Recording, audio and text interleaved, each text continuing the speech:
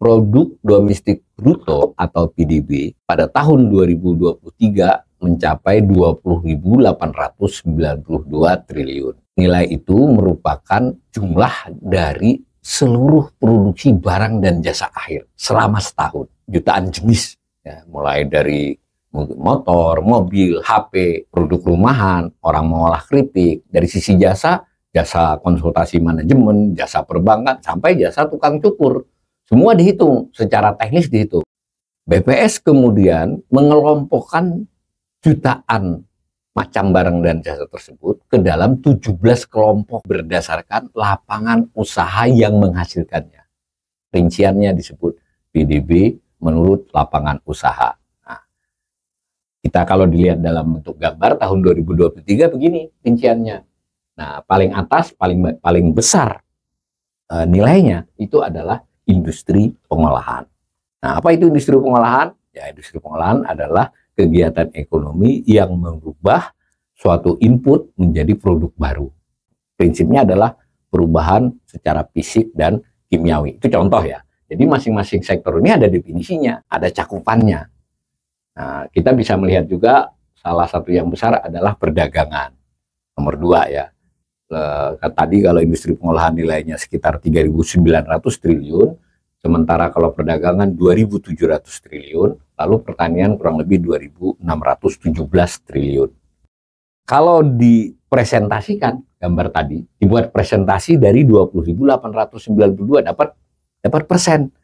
Istilah teknis dalam ekonomi disebut porsi sektor atas PDB. Keseluruhannya disebut juga distribusi sektoral PDB.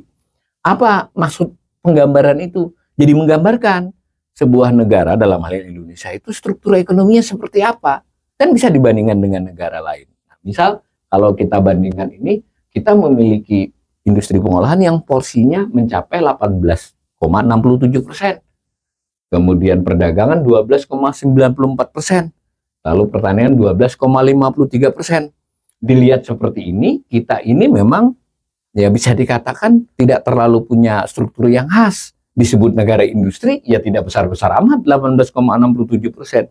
Disebut negara pertanian, pertanian kita cuma tinggal 12,53%. Nah, misal contohnya begitu. Nah, kita bisa membandingkan perkembangan ini selama bertahun-tahun. Tadi penggambaran presentasi masing-masing sektor dari 17 kepada PDB itu adalah menggambarkan struktur ekonomi tahun bersangkutan. Kalau dibandingkan dari tahun ke tahun, menarik ya, tetapi biasanya tidak besar perubahannya. Tapi kalau misalnya 10 tahun, 20 tahun, 30 tahun yang lalu, maka kelihatan perubahan struktur ekonomi suatu negara. Dalam hal ini misalnya Indonesia tadi kan, saya ambil 3 sektor yang tadi kelihatan paling besar kan, yaitu industri pengolahan, perdagangan, kemudian pertanian kan. Maka kita bisa mendapatkan gambar. Ini saya buat dari tahun 80. Kalau mau lebih presisi dari tahun 60 pun bisa. Nah, maka kita lihat bahwa yang biru ini industri pengolahan. Pada tahun 80, industri pengolahan itu masih belasan. Naik terus porsinya. Sampai pernah mencapai puncaknya di tahun 2000. Sebetulnya puncak itu tidak di sini ya, tapi di sini mencapai hampir 29%. Ini 28%. Perlahan-lahan turun. Sampai tadi kita sudah ketemu angka terkini 18,07. Ini misalnya menunjukkan ekonomi Indonesia itu sempat bertransformasi menjadi ekonomi dengan basis industri, pengolahan industri. Tapi berikutnya terjadi penurunan industri tersebut. Kita juga bisa melihat pada pertanian. Pertanian ini yang orange ya. Jadi dulu kita pertaniannya kan besar tuh 26. Bahkan kalau ini kita tarik dari tahun 69 itu di atas 50%. Perlahan-lahan porsi pertanian turun. Sebetulnya itu lazim. Jadi sebuah negara, perekonomian suatu negara yang melakukan pembangunan umumnya terjadi peningkatan porsi industri dan penurunan pertanian. Nah, di luar pertanian biasanya juga tergantung negara tersebut ya. Kebetulan Indonesia termasuk salah satunya memiliki sumber daya alam yang besar.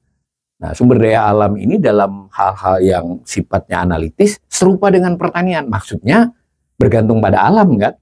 Sementara industri pengolahan tadi bergantung pada kemampuan mengolah. Biasanya suatu negara yang makin maju itu lebih berbasis kepada pengolahan.